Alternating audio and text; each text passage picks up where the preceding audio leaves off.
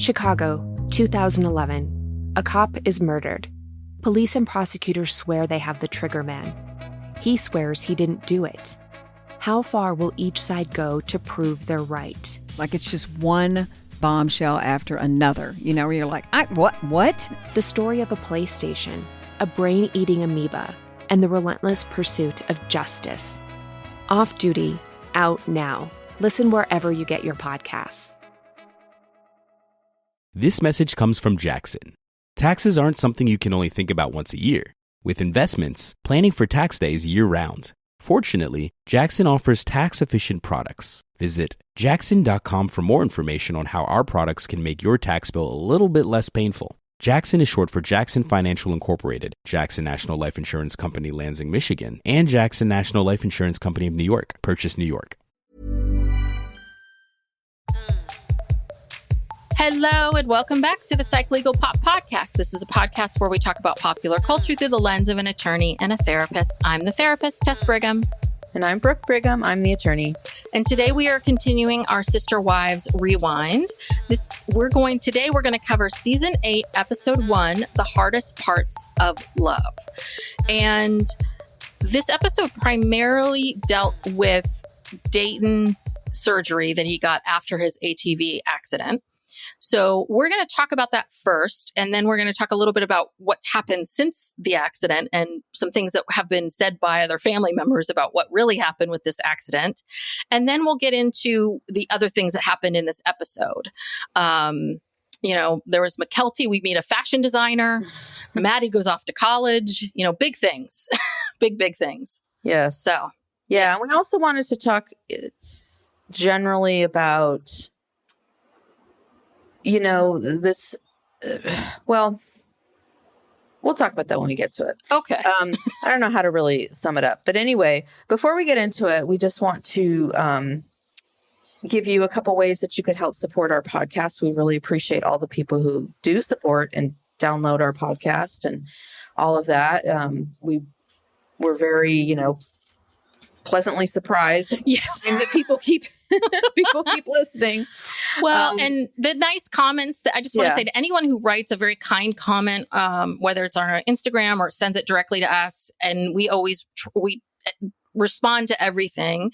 But it helps. It keeps us going. It keeps us feeling like, okay, we're doing something's happening here. Yeah. Yeah. So if you haven't already and you want to support us, please subscribe to the podcast. That really helps because you get the episodes downloaded automatically and you always have them there to listen to.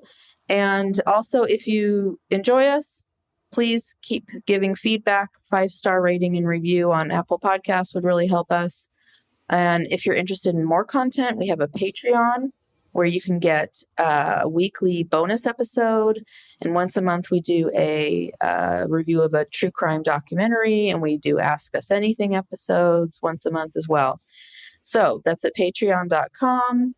Just search for Psych Legal Pop. And here we go. Yeah. All right. Into this episode. So, okay. Well, why don't you dive right in, Brooke? Here's how it starts out. So, now, correct me if I'm wrong. Prior to this episode, we've never heard of this ATV accident, correct? I don't remember hearing about it, like when it actually happened. No. But did they talk about it in an earlier episode? You're right. I don't think so. And at a certain point, I remember watching because we've been, doing this rewind, going through the seasons. At a certain point, I noticed that there was something wrong with one of Dayton's eyes. Mm-hmm. But there was never any explanation. So I believe this is the first time this is being brought up. Mm-hmm. It also feels, obviously they're using it as a plot line for the show, for the episode, but it also feels like something they need to explain quickly because shit's hitting the fan about it type thing. Yeah. Well, before we dive into the Dayton thing, Robyn had a real makeover from season 7 to 8. Do you notice that? Like, she's got the dyed blonde hair, highlighted, which is very expensive to maintain. And the French manicure, and those were tips, like those, the tip, and those were, I think, I don't think her nails, Like I was like, acrylics or yeah. gels And I'm or like, something oh, we're getting into kind of a look here, Robyn, and this is a lot to maintain. So I just thought it was interesting. I was like, oh, she looks very different. Mm-hmm. So yeah, she's had a glow up. Yes, a glow up. Exactly. So it starts out with Robyn and Kody talking about how they need to have a conversation with Dayton because he's having a surgery tomorrow. Mm-hmm. And it's like, oh, okay, well, I guess better late than never. But anyway, she explains that 2 years ago, Dayton was out of town visiting some friends, and he got into an ATV accident, and he has to have surgery. He had surgery immediately after the accident because they had to clean out the debris and fix his eyelid. And she's very vague about it. Yeah. And she says he now needs another surgery to help fix the eye because it's drooping because probably things were damaged. And they show a picture of him. Yeah. Oof. And I'm sorry, we find out later what how bad this really was, but this wasn't just his eye. He had like stitches going like from his eye up into his forehead. He had multiple like rows of stitches on his scalp. Mm-hmm. Like it took out it was part gnarly. of his scalp. Mm-hmm. It was and a lot. It drains, like blood is draining. This is severe. And we find out later that, he crashed into a barbed wire fence. Oh my gosh. And got seriously mangled. And so I'm sure that the nerves and muscles and all that stuff in his eye area were damaged. And now they have to fix that so that his eyelid can be fully open because right now it's just really droopy. But his eye looked like it was destroyed in that accident. Yeah. And I even heard read somewhere online or whatever that, his eyeball actually came out of the socket, be reattached, like really gruesome. Oof. I don't know if that's true or not. Oh, how awful. That's what's going on out there. And so can I they're just say, kind of breezing over this. And also, isn't this what Ozzy Osbourne got in an ATV? Why do people keep getting on these ATVs? I don't know. We're probably going to ruffle a lot of feathers by saying this. Sorry. People love ATVs. People love ATVs, but now, remember, he has Asperger's. Mm-hmm. I don't know if that, I think he has some anxiety. I mean, there's a lot of reasons why he shouldn't be like riding an ATV by himself. Well, and also, are there helmets? I mean, do you not have helmets when you're riding these things? Like you wouldn't let your kid.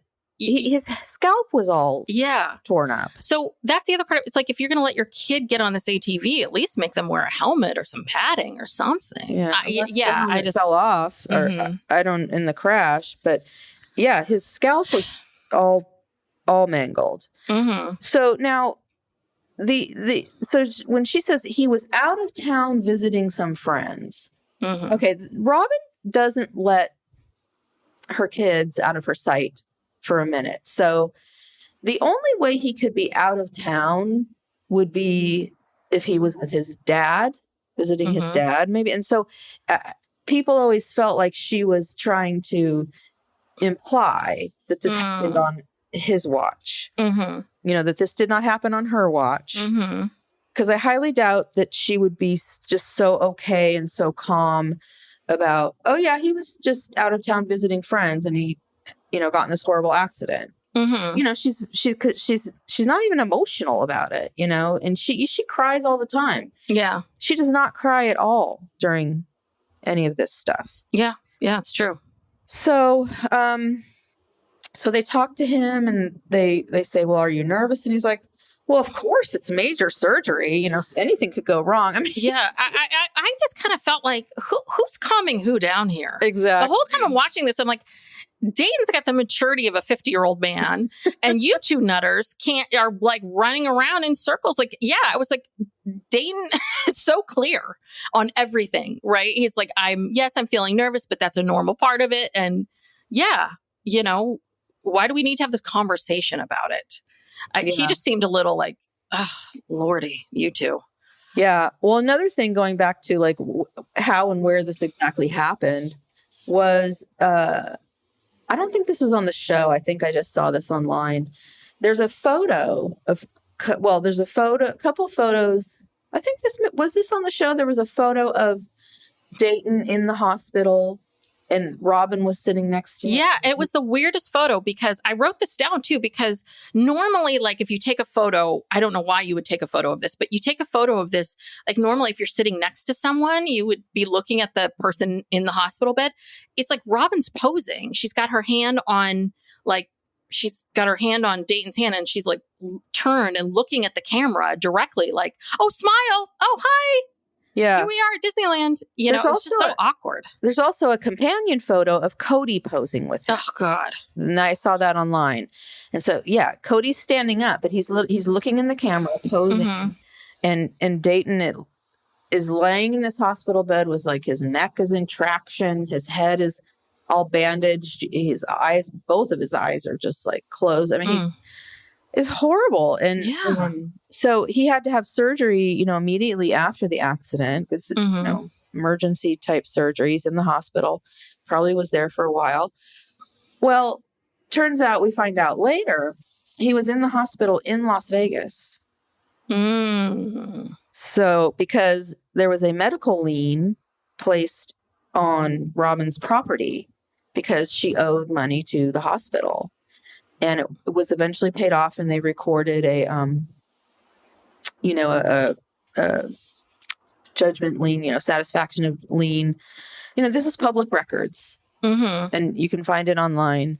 And so this is a Las Vegas hospital, so he's not out of town. And then Mykelti recently said on her Patreon that this happened in Las Vegas.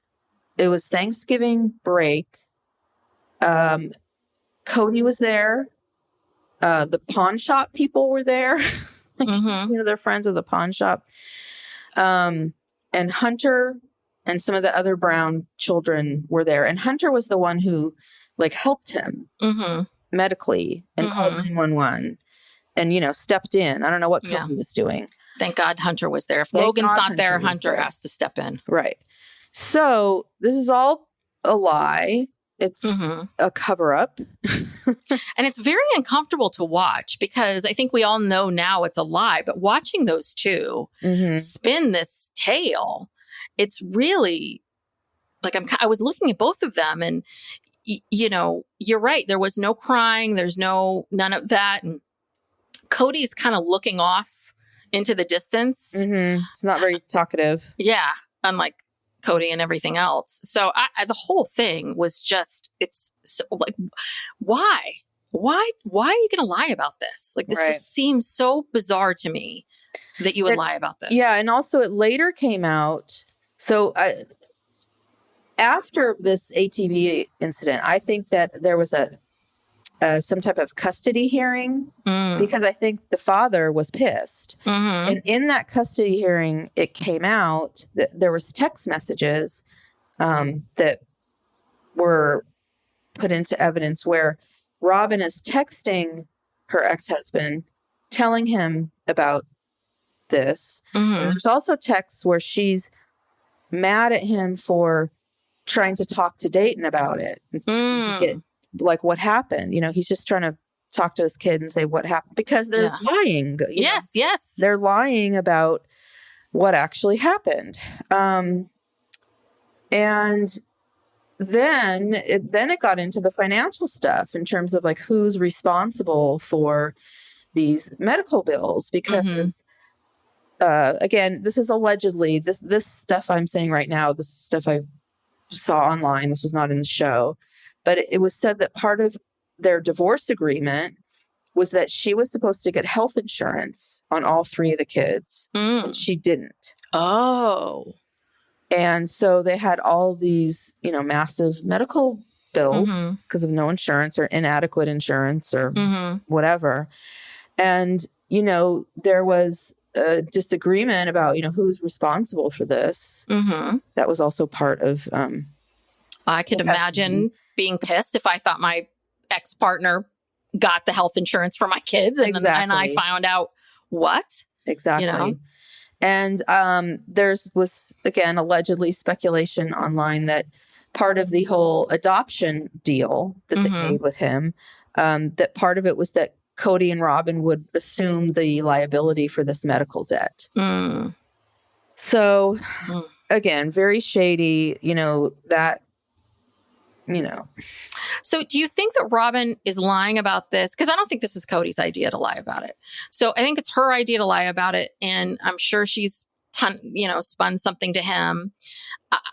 My guess is I think Robyn told Kody, because her ex is so abusive, if he finds this out, he'll try to get custody. So we need to have a tail. And then she tells us this tale, but like, okay, did you not think anyone was ever going to figure this out? By this point, you've been on the show for a little bit. You must have some idea. I mean, you were quote unquote chased out of the state of Utah. Right. Like things happen pretty quickly. People get information fast. So you know how this works. And that always just bugs me. I'm like, do you really think we're that stupid? That no one's ever going to figure this out? And like, you're going to lie? Yeah. And, going back to this whole thing about, how Robyn always tries to paint this picture that David Jessup is a horrible person. She calls him abusive. She says, I was in an abusive marriage. And that's wrong to say on TV. That's even if it's true, even if he did abuse you or whatever, you're saying it on TV. This is the father of your kids. And it's defamation if it's not true. I don't know why we've never heard from this guy. He's never defended himself. I think some people in his family have tried to defend him and leaked information to these text messages. I believe these text messages were leaked by someone in his family to that, Katie Joy, the crystal ball lady. I don't know. She always seems to come up with this information, but I don't know why he's never tried to defend himself or speak publicly about it. I don't understand that. And I don't understand how you can make a huge accusation and this guy never come around and never say anything. I mean, for example, this was the cornerstone of the Johnny Depp Amber Heard case, right? Yep. Like she didn't name Johnny Depp in what she said, but it was very clear it was him. And that was that issue. So if he wanted to take some action, at the very least, like some sort of cease and desist, from talking about me on this show. Yeah. But it's part of her whole damsel in distress kind of, Yeah. Hat in hand. She came here hat in hand. Hat in hand. She needed Kody so desperately. That's right. She needed Kody Brown to rescue her. Exactly. So they said that it took them they spent 18 months looking for a plastic surgeon who could fix it. I don't know why it took that long. I think they probably didn't have the money. Yeah. Plus, he has to be awake for the surgery. And, because, and I can understand this, right? Eyes have to be open so the doctor can match it. And I understand. Yeah. And maybe it was a very risky, it could be a combination of things, the money, the risky surgery, all of that. But that was a big conversation, was just that Dayton could handle it. Dayton's very mature. He can handle it. So maybe when Dayton was a little bit younger, they were going to all these plastic surgeons and the plastic surgeons were saying, no, he's too young. Like, we're not going to do that to him. So maybe they finally got to a person in an age that would work. I don't know. Yeah. So, Dayton is not too worried about it. Nope. So they go to the next morning, they get up, they go to have the surgery. I guess he comes home the same day. And it's also Father's Day and Maddie's leaving party. Yes. They're doing it all at once. After Dayton gets home. And the poor kid, he comes home, he's just had surgery and everyone's over there, 20 people in his face going, Yeah, that would bug Why? me to no Yeah. end. You know, that would drive me crazy. Everyone wanted to look at his eye. Everyone wanted to get into his face. And then Robin's, tells us how, and this is right. We can't trust anything she says, but she's telling us how like, oh, Dayton loves having this big family and he likes that all these people are there waiting for him and all of this. It's like, okay, maybe, I don't know. Maybe he does. Maybe he's super miserable. I have no idea because I can't believe anything that you say. Yeah. Very, very true. Yes. Ugh. But that was is that the only part of it? Because he comes home and then, yeah, that was pretty much, I mean, this was sort of the main crux of this episode was the surgery, but I think those are all the parts of it.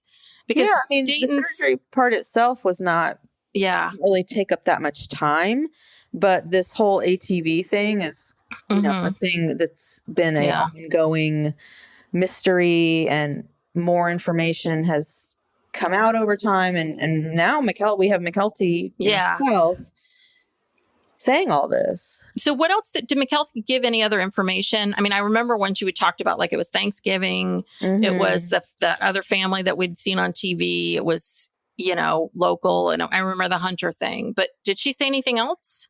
I don't think so. Okay.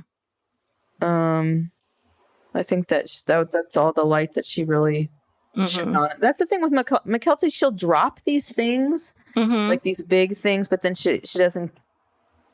But it's real quick, and she doesn't give any more details. And so then it leaves everybody going, "What? Huh?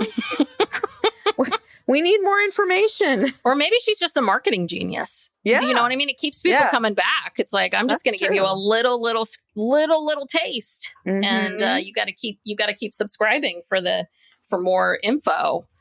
Yeah. And was there a fallout from her talking about this, or no? Well, a fallout with Kody and Robyn. Oh, I'm sure. Because, remember at first she was friendly with them. That she had gone back to Flagstaff. I don't know what season was that? Like when Christine was leaving. Yeah. So and 17, 18. Yeah. And she was friendly with them, but that changed, and they're no longer speaking. So because of some of these things, I'm sure. I'm sure it's because you can tell, like, she started losing a lot of weight, and then she started doing that Patreon, and the times when she saw Kody and was with him, she was heavier. So it was a different time. Yeah. This is the lying. You know what it is? It's like this whole show is about how you all felt like you had to lie and pretend that you couldn't be who you truly are to protect yourselves. So here you are releasing all of this to the world, and yet you're still lying to us. Yeah. We're still being lied to.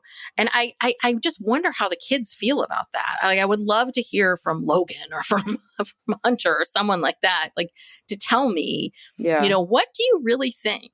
Like, how do you really feel about this? Because if all of those kids were there, if it was Thanksgiving and there were a lot of kids at home, like you're sort of forcing all these kids. All the kids are lying. Yeah. Or not telling the truth. Yeah. To co-sign your secret, essentially. Exactly.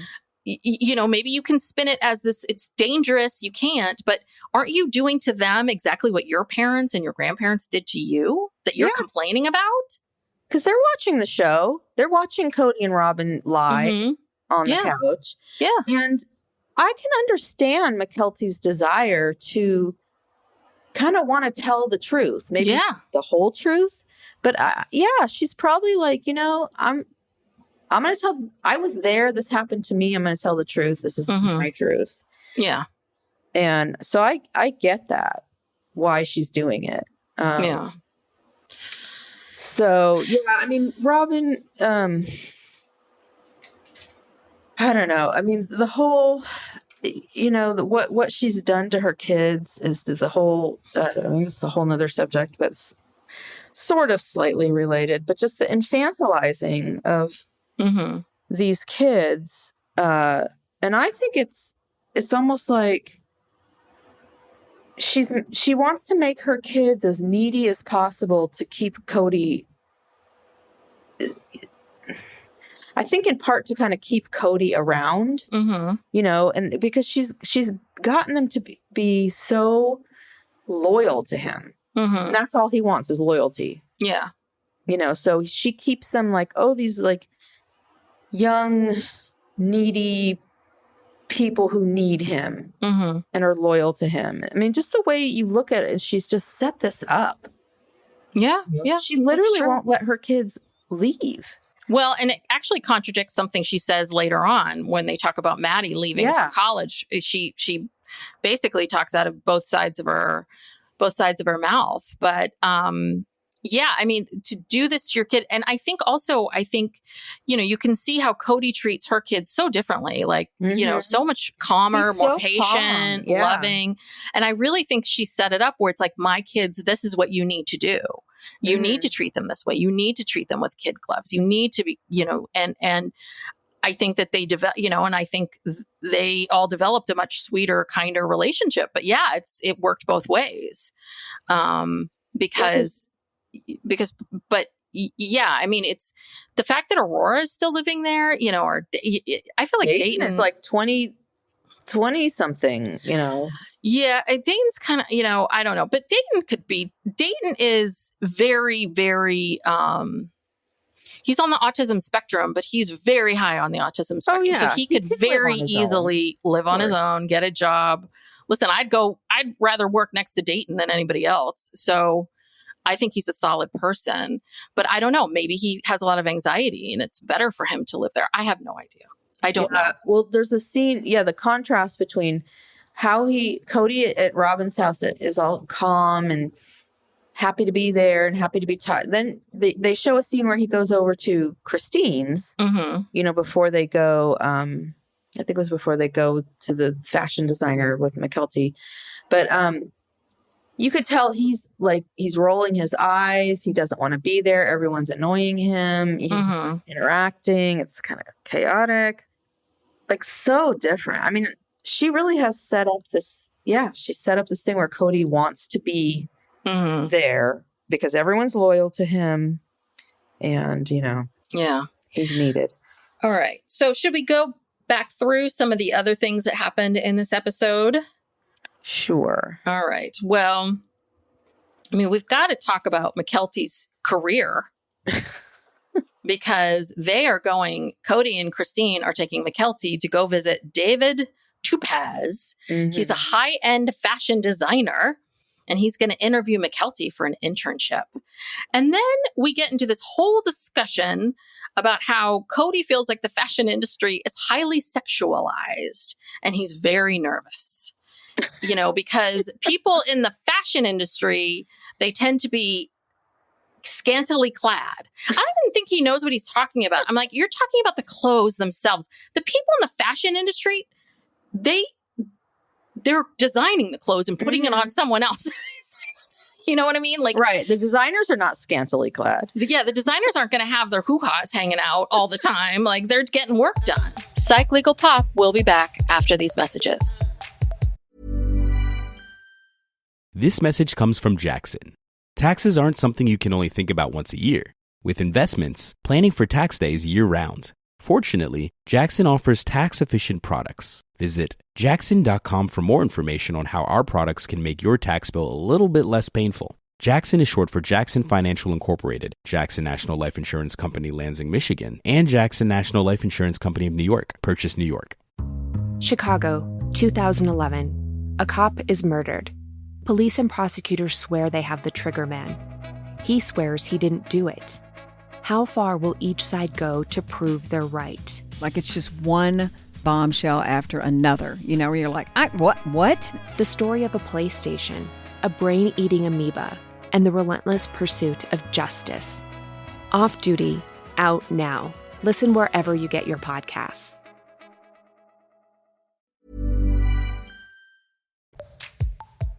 So this whole theory is just bizarre to me. And it's almost this odd thing of like, so now you're going to kind of be a protective dad? Yeah. Now you're protective? And from this guy, David Tupaz? Like, what? Well, they've always treated Mykelti like she's this dangerous sex siren, you know, like she doesn't dress modestly enough. She, you know, the thing with she can't kiss the boyfriend, you know, you be careful. You can't be around these sexy clothes or whatever. Oh. And it's just like, that's all they see it in her. Yeah. That's all they focus on with her. They don't focus on, first of all, this guy designs like ball gowns. Yeah, well, I have some feeling. I wrote down what I saw on a few mannequins, and I have some feelings about it. But even Mykelti's sketches. Oh God, the sketches are painful. But they're all kind of like these ball gowns, like modest ball gowns. It's not like she's designing something, you know, that Beyonce's going to wear on stage. Yeah, you know. Yeah. So tell us about you. What do you think about his designs? Yes. Well, Kody feels like Mykelti can bring class back to the fashion industry. She alone. So it's so funny when they walk in and they see the studio, they're like, ooh. And I'm like, okay. You know, I'm sure this is a nice space. It seemed to, as they were moving farther into the studio, it seemed to be getting better. But he's got all these mannequins.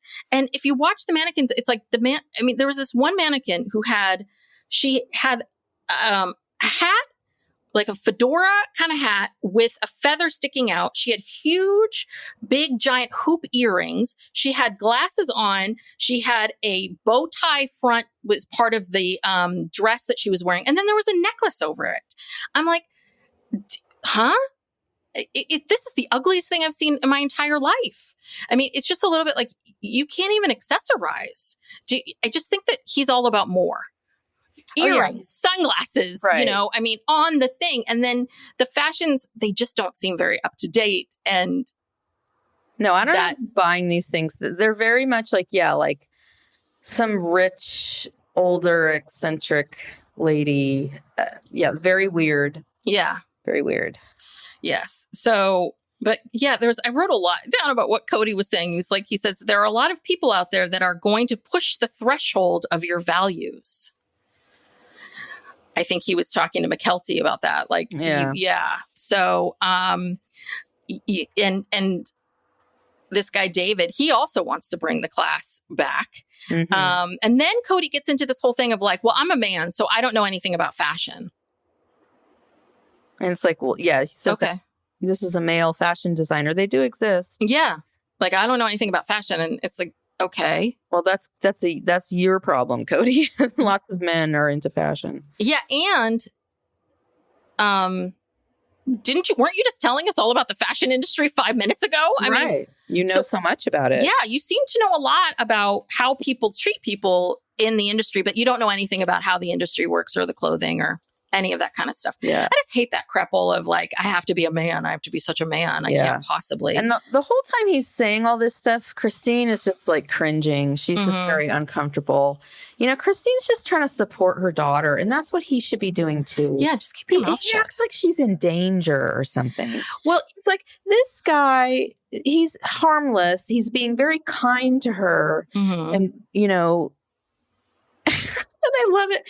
He said, it reminds me, this is full circle going back to the commitment ceremony and Project Runway. He says, it's the fabric that will decide.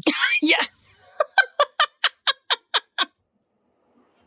Yes. It's all about begins and ends at Mood. At Mood. It does. It does. Well, you know, that's the thing. Kody's so caught up in this idea of how the fashion industry is so crude towards women, how terrible it is for women. And it has been. There have been stories. I mean, I think any industry is hard for women. But I was just like, and what about you, Kody? How do you treat women? You know, like, how do you treat women? How does your church treat women? How does what you believe in, how does that treat women? Yeah. Ha-ha. I got you. Answer that. Yeah. I hate people that come around and like, this is, you know, like just assuming that this guy's going to take advantage of her, that she's going to not wear clothes, that is bad. Do you know what I mean? That however someone creates art, it's art. So it's not for you to say whether or not it's good or bad. That's just your opinion. Yeah. I don't know. I hate, it's like being an artist is hard. It's hard to do this stuff. I just don't think you should be putting all these judgments and restrictions. That's all. He's, like I said, he's just very negative. He's a negative person in general, and he's especially negative towards Mykelti. He is. The bottom line. But that portfolio of hers, I'm sorry. Oh God, it wasn't good. It really wasn't. All the dresses kind of look the same. Yeah, they all look the same. I don't think he was impressed at all. And I think he was just kind of like, David did this so he could promote himself. Yeah. I mean, I would do the same thing. But I don't think he was terribly impressed. And we never did find out if she got the internship. Yeah. Or what even happened with that? Like, I guess she just then moved out and met Tony, and that's it. The fashion stuff is gone, because we've never heard her talk about it. Yeah, she moved because I remember, she moved to St. George because she just graduated in this scene. She just graduated from high school, right? And then she moved to St. George and then met Tony and got married pretty young. Mm-hmm. Yeah. So, that's the end of her fashion dreams. Yes. But speaking of full circle, Kody and Robyn are going to Full Circle Couture. Vegas has a lot of these really kooky places. I'm telling you, these kooky stores. Well, I was noticing too, every strip mall, every time they go to one of these places, it's in a strip mall. Mm-hmm. Every strip mall looks the same. Yeah. Every strip mall in Las Vegas looks the same. It's the same color. It's always like a combination of orange and yellow and green painted buildings. I don't know. But we meet Kathy, mm-hmm. who's calls herself a lesbian polygamist. Yeah. With a few wives. Yeah, so they bring this display to her, and I guess they had a conversation with her about it. And I guess it's this little how would you call that? What are those things called? That spin around, like a display. It's a display tree. They talk about how small it is. Yeah, it's mm-hmm. a very small little display thing you put on the counter, and you can move it around. It's got Sisterwife's picture, my Sisterwife's closet picture of all of them on top of it, and it looks like it's just like charms or I think it was mainly it looked like maybe necklaces or earrings, or I don't know. I don't know if these are the more expensive items that they originally had, or if these are like cheaper versions of it. But we have to go down this Sisterwife's closet tunnel. But the best, so Kathy sees the photo and she says, "Oh, well, there's something missing here." And they're like, "What?" And she's like, "My picture." And that, of course, fucking with them. I know. But Kody, of course, takes it seriously. Yes. Thinking that this woman wants him. And he's like, "Oh, I'm turning down all offers for wives." And she's just like, "You're not who I want to marry." And you could tell Robyn was really uncomfortable. Really, really uncomfortable. But Kody said something about, she kind of like poking our buttons, but she seemed safe, like a safe person, like safe. All right. Yeah. Well, Robyn says earlier that she's being outvoted out of my Sisterwife's closet, that the 5 of them don't agree. And it's like, basically the other wives have dipped out. Yeah. They're like, we don't care. We don't want to do this. So it's Robyn and Kody left, but they're going to carry on. And I can't remember if this Kody says Robyn's job is developing the art. Yes. And his job is making money. Well, I think he was talking about how like Robyn's really all about art and he's all about money. And because we see a brief conversation of all of them together talking about what would happen if we, under the Sisterwife's Closet umbrella, bring in other people's products and try to sell those, because we have this, platform, which I think is a good idea. Yeah, they were talking to like a business consultant or something, weren't they? Weren't they talking? they were talking with someone. Yeah. He was trying to tell them, Yeah. this is what you need to do. Yeah, these are some other ideas. And of course, Robyn flips out like that she's the only designer. And then they just keep talking about how it is, they can't make decisions. They can't do this. It's like, because someone needs to be in charge. Someone needs to have the vision, and the other people, whether they like it or not, have to get on board with that vision. And this is never, you cannot have 5 CEOs. It's not going to work. So this was doomed. Really, really doomed. Yeah, that little display thing was really sad, you know. Where we've gone from going to these expos where they have all this stuff. Now we've just got a little display, a sad little display in a secondhand clothing store. Yeah. Well, Kody says this whole thing has been an emotional nightmare. Well, I guess they didn't get the money. No, oh God, no. They didn't get that money. Money from Stan. And I'm sure the emotional nightmare is the fact that this isn't making any money, and his sweet Robyn won't give it up. She won't do any of the things that people are recommending that she do.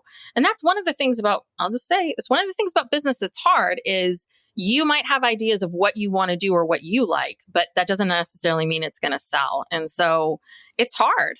It's hard when someone comes along and says, this is never going to work. If you want to do it, this is what it's got to be. So that's a mess. It is. But yeah.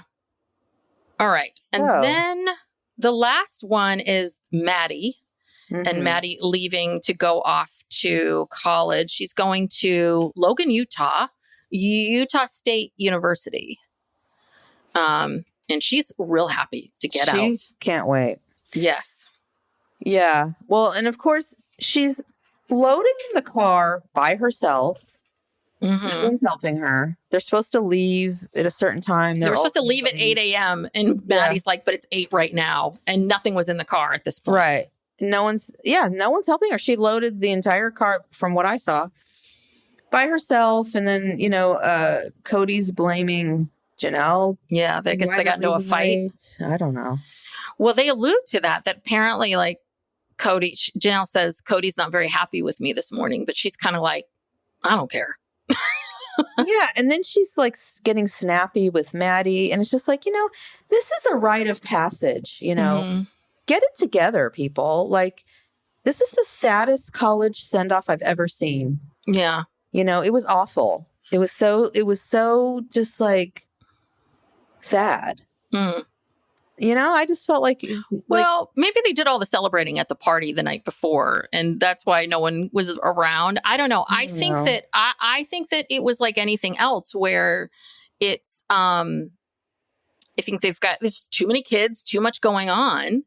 And I think that they're right. They're throwing this party the night before. They got to get up the next day and do all this. It's just too much stuff. I mean, it's just, and they mentioned this in the episode, that there are always stuff celebrating. There's always things happening. It's like, yeah, there's always something going on, and it's a lot. And if you're the 5th kid that's doing this rite of passage, you might get a little I just felt bad for the parents. Yeah, I do too. But she could not wait to get out of there. I swear to God, she was like packing everything up and shoving it in there and getting out. But yeah, and so when, I don't know if this is when they get there again, Kody he just bugs me so much. He said so many dumb things in this whole episode, but in this segment too, he's talking about, well, what is it with these dorms and the high ceilings? And Maddie's like, this isn't a dorm, this is an apartment. I mean, just everything he says is like so stupid. And he's complaining about, well, why are you living in an apartment? Isn't that expensive? Like, he has no idea what's even going on. And he's like, no, the rent here is actually less than Logan's dorm at UNLV. Which that's what's shocking to me. Yeah. Like how little apartments cost, and wherever they are in southern Logan, Utah. Yeah. I mean, and she also has a job lined up already. Like, she's going to go to school and she's got this job. But yeah, Kody seems to have zero idea what's going on financially, like what's happening. Then the other thing is we see this segment on the couch where they're talking about how it's good for, Janelle saying, she's happy for Maddie. She's glad she's doing this, that she wants her to go off and live by herself before she just meets some guy and, gets married, and which is kind of exactly what happened. But that everyone, needs this time. And then Robyn chimes in with, yes, everyone needs me time to figure out yourself without your family. And I was just like, and so why is Aurora still living at your home? You don't believe in that. Or you believe it for Maddie, but not for your own kids. Right. Like, Maddie can get up and go and support herself, but your own children can't. Yeah. And then Kody starts talking about how he, they kind of go back, this retrospective of Maddie as a child and what she's like and what it's been like. And then Kody says he regrets not enjoying her more when she was younger. Yeah. Well, you think? I mean, this is really too little too late. This whole thing with Maddie. Yeah. And then he has this really too little too late conversation with her about boys. And this was just, it was so stupid, so insulting, so dumb. He's basically saying, if some boy tries to do something you don't want, then, you basically got to resort to violence, assault, eye gouging, whatever. And it's like, that is stupid just by itself, but also she's a woman. You think she's going to be able to just, physically fight off someone who's trying to assault her? Well, just this whole thing of like, no means no. But just this idea of men cannot control themselves, which is this bullshit thing that's been running around for a long time. So boys can't control themselves. So it's your job as the female to like say no and then resort to violence and then beat the crap out of this person and hope to God you live through it. This is your advice. This is your, these are your safety rules. Yeah. And that you're having this conversation, like at the end of the, you're dropping her off. She's basically saying, okay, time for you to leave. And he's just waxing on about this. And it's like, this is so stupid. And then at one point he says, your body belongs to you. It doesn't belong to any man, even if you're married to him, which of course is true, but it's kind of like, okay, what is she supposed to do with, I don't know. He's just spouting anything he can think of at this point to just try to prolong this. And Maddie is like, when are you guys going to leave? Yeah. When are you two leaving? Yeah, she said, I just want you to leave. Yeah, and he's like, I'd like to make my bed. Yeah. I like to make up my bed, get my shit together before my roommates show up. I don't know if she's living there by herself or what, but she's just kind of like, before my new friends come, get out of here, please. The two of you. I have stuff to do. Yeah. And so he was saying that Maddie is out of the umbrella of his protection now. And Kody says that he wants Maddie to get hungry enough to want a connection with him. Yeah, that's weird. He says, I hope she'll miss home enough that makes her hungry for a connection to come and have a connection to me. What? So do you think what's really going on here is that Maddie kind of has always had Kody's number a little bit? Like, I think maybe she's sort of at this,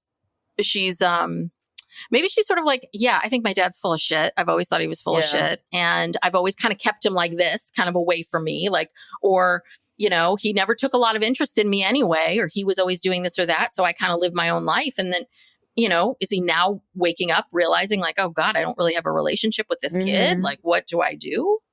I don't know. It's so weird. It was so weird. Yeah, it seems like he's really scrambling here. Like he's literally like, oh my God, I've run out of time. And thinking that he can somehow make up for lost time,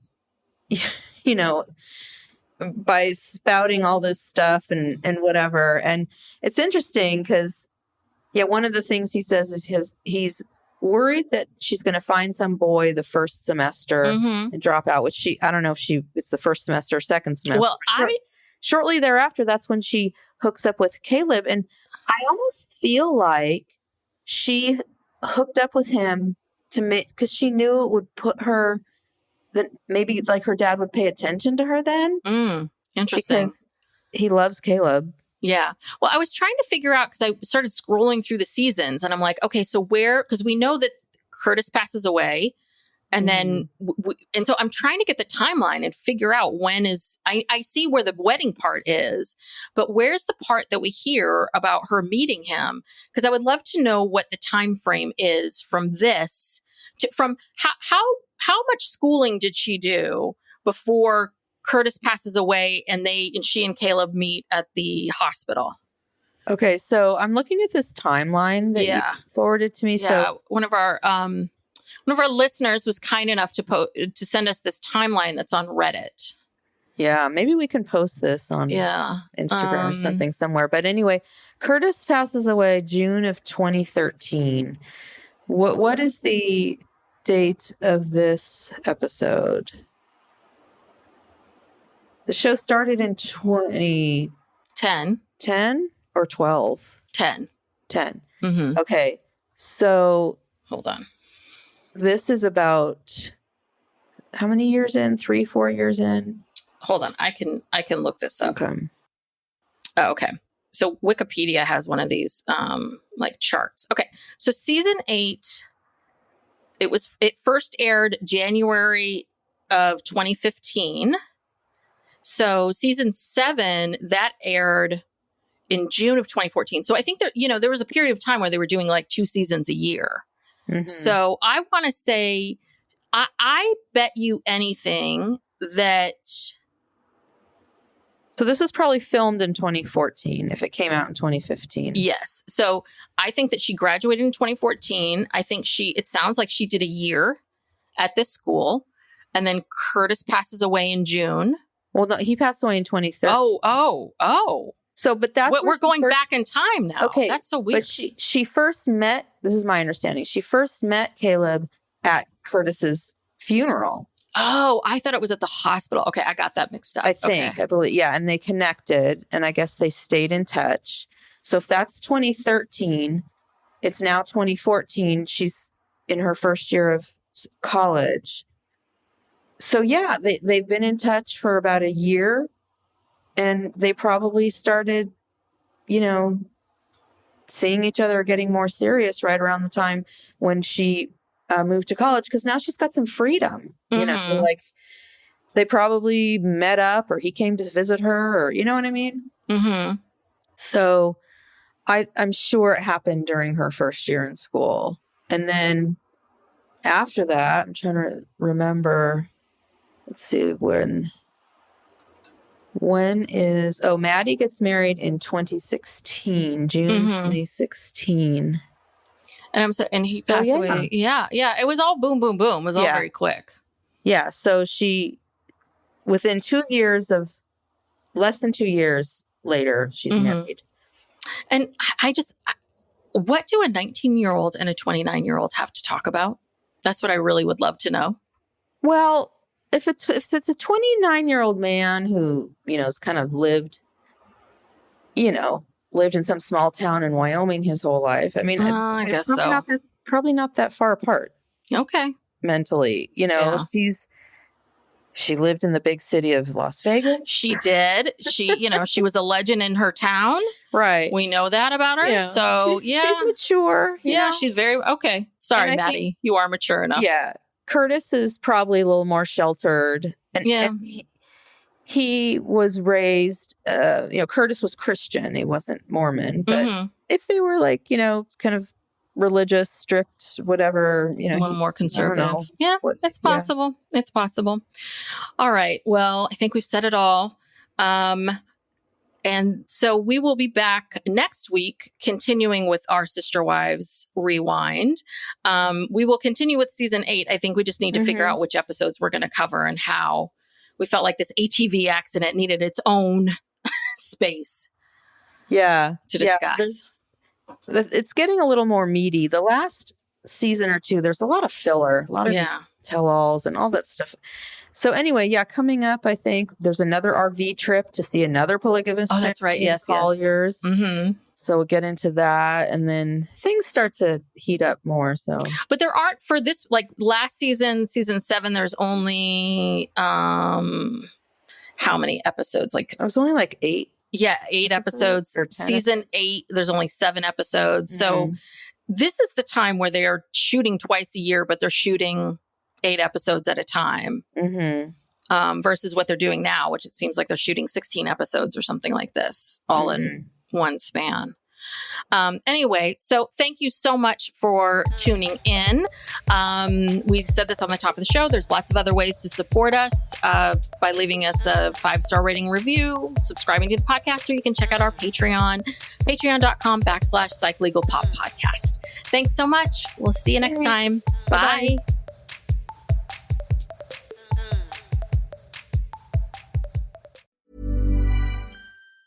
This message comes from Jackson. Taxes aren't something you can only think about once a year. With investments, planning for tax day is year-round. Fortunately, Jackson offers tax-efficient products. Visit jackson.com for more information on how our products can make your tax bill a little bit less painful. Jackson is short for Jackson Financial Incorporated, Jackson National Life Insurance Company, Lansing, Michigan, and Jackson National Life Insurance Company of New York, Purchase, New York.